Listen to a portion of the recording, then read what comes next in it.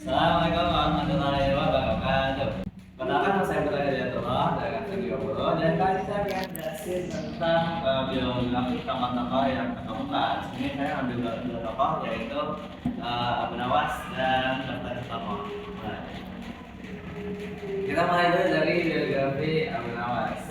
Nah, di sini Abu Nawas itu lahir pada tahun 747 Masehi sebagai anak yatim di kota Anfan, Iran, dengan nama lengkap Abu Ali Al-Hasan bin Hani Al-Hakami. Sepeninggalan ayahnya Hani Al-Hakam, Abu Nawas kemudian dibawa ibunya jalan ke kota Basra, Irak. Dia di sana belajar beberapa ilmu agama seperti ilmu hadis, sastra Arab, dan ilmu Al-Quran. Tak lama setelah belajar ilmu agama, Abu Nawas bertemu dengan Walibah ibn Habib Al-Asad, di mana dia ini memberikan pelajaran kepada Abu Nawas untuk memperhalus kembali bahasa-bahasa yang dia gunakan. Dia juga pergi ke Kufah untuk bertemu dengan orang-orang Badui supaya dapat memperhalus serta memperdalam kesusastraan bahasa Arab. Tak lama kemudian, Abu Nawas terkenal sebagai seorang sastrawan yang cemerlang.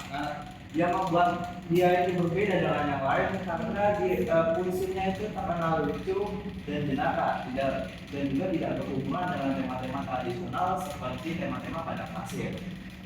Terus kemudian pujian-pujiannya yang berisi pujian-pujiannya yang halus, yang baik, memungkinkan dirinya untuk ikut mendukung sang khalifah yaitu Harun al-Rashid. Akhirnya dia pun dipercaya sebagai orang kepercayaan oleh Khalifah Harun al-Rashid, pemimpin dinasti Abbasiyah yang kelima. Nah, meski Abu Nawas pernah mendapat pendidikan agama, semasa hidupnya ia adalah seorang yang menyukai kehidupan yang hura-hura dan berpesta pora. Hal ini dapat diketahui dari beberapa tema-tema puisi yang dia ciptakan di saat masa mudanya dulu. Nah, hingga pada suatu saat ketika Abu Nawas membacakan puisi tentang kafilah Bani Juda, dia dihukum karena membuat khalifah murka karena isi puisi itu sangat menyinggung sang khalifah. Akhirnya Abu Nawas pun dipenjara karenanya. Namun sejak mendapat penjara, puisi-puisi Abu Nawas ini berubah menjadi puisi yang religius. Jika sebelumnya ia sangat pola, kini ia lebih pasrah kepada kekuasaan Allah. Jadi di masa-masa dia di penjara itu adalah masa-masa di mana pertaubatannya dia. Yang awalnya suka dengan metaforan, jadi lebih dekat dan lebih sadar akan kekuasaan Allah. Lalu pada tahun keematannya banyak pihak yang berbeda pendapat nih. Informasi yang berbeda yang berkaitan dengan kematiannya tidak pasti dan saling bertentangan. Ada yang mengatakan bahwa tahun meninggalnya Abu Nawas terjadi pada tahun 806 Masehi. Di sisi lain ada yang mengatakan dia meninggal pada tahun 813 Masehi. Dia dimakamkan di kota Baghdad, Irak. Oke, sejumlah puisi tambahan aja. Jadi sejumlah puisi Abu Nawas dihimpun dalam Diwan Ibnu Nuwas yang telah dicetak dalam berbagai bahasa. Ada yang diterbitkan di Wina, Austria, di Greifswald, di Kairo, Mesir, dan lain sebagainya. Kemudian lanjut ke biografi tokoh yang kedua yaitu Dr. Sutomo. Jadi Dr. Sutomo ini lahir dengan nama Suboto yang kelahiran 30 Juli 1888. Dia berasal dari desa Kapak, Kabupaten Nganjuk, Jawa Timur. Sutomo merupakan anak dari Edi Suwaji, seorang bangsawan yang menjabat sebagai Uwadara atau camat di Melstati, Madiun. Kemudian berpindah bekerja menjadi Ajun Jaksa di Madiun. Sementara itu kakeknya adalah Raden Ngabei Singawijaya alias Ki Haji Abdul Rahman yang disekali dengannya. Di masa-masa pendidikannya, saat masuk di masa sekolah, Sutomo duduk di bangku LS, yaitu Europe's Language School di Bangil, Jawa Timur. Nama Suboto pun berubah menjadi Sutomo agar dia bisa diterima di sekolah itu, yaitu ELS ini.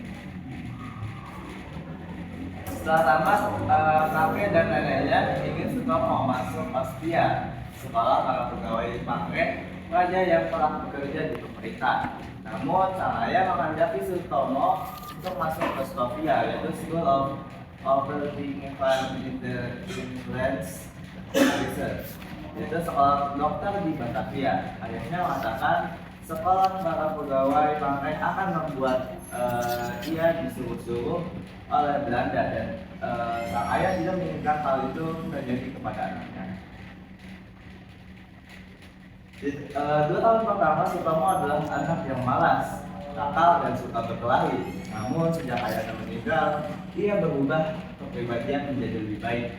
Masih di Sofia, Sutomo bertemu dengan Wahidin Sudirohusodo yang merupakan yang sedang mengembangkan gagasannya, di mana ia mendirikan organisasi demi menaikkan derajat bangsa.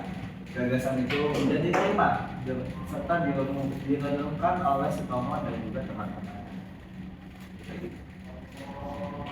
Pada Mei 1908, mereka mendirikan organisasi Budi Utomo dengan Sutomo sebagai ketuanya, yang bertujuan memajukan pendidikan dan kebudayaan untuk melawan penjajah Belanda. Nama Budi Utomo ini berasal dari ini untuk tambahan juga.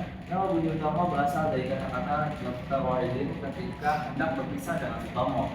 Dirinya berkata, "Punika satu baring pademelan saya serta nalakaken budi utami." Itu artinya suatu perbuatan yang baik dan utama. Nah, terus ada perjalanannya. Setelah pada 1911, Sutomo lulus dari Sofia. Ia pun berkeliling ke daerah-daerah yang memerlukan bantuan kesehatan, antara lain Semarang, Tuban, Lubuk, Pangkal, atau Sumatera Utara dan Malang. Kemudian pada 1917, Sutomo menikah dengan Evelina J. Boering yang merupakan seorang perawat kebangsaan Belanda. Pada 1919, Sutomo mengusulkan agar Budi Utomo mulai masuk bidang politik dan terbuka untuk masyarakat. Kemudian pada 1924, Sutomo mendirikan Indo-English Study Club atau ISC, wadah kaum pelajar. Kemudian nama ISC berganti dalam Persatuan Bangsa Indonesia atau PBI, agar organisasi ini tidak hanya terbatas pada kaum pelajar saja. Kemudian pada 1924, PBI dan Budi Utomo sudah digabung membentuk Partai Indonesia Raya, yaitu Parindra, yang bertujuan untuk membantu Indonesia merdeka. Next. Nah, sepeninggal istrinya pada 17 Februari 1934, Sutomo menjalani hari-hari seorang diri di rumahnya. Setelah sekian lama kondisi kesehatannya menurun drastis, Sutomo kemudian wafat di usia 50 tahun pada 29 Mei 1938. Dimakamkan di area Gedung Nasional Indonesia atau GNI, tepatnya berada di Jalan Puputan nomor 25, Kecamatan Puputan, Kota Surabaya. Nah, ini tambahan juga untuk mengenang perjuangan dan jasa-jasanya. Sutomo ditetapkan sebagai pahlawan nasional berdasarkan perintah Presiden.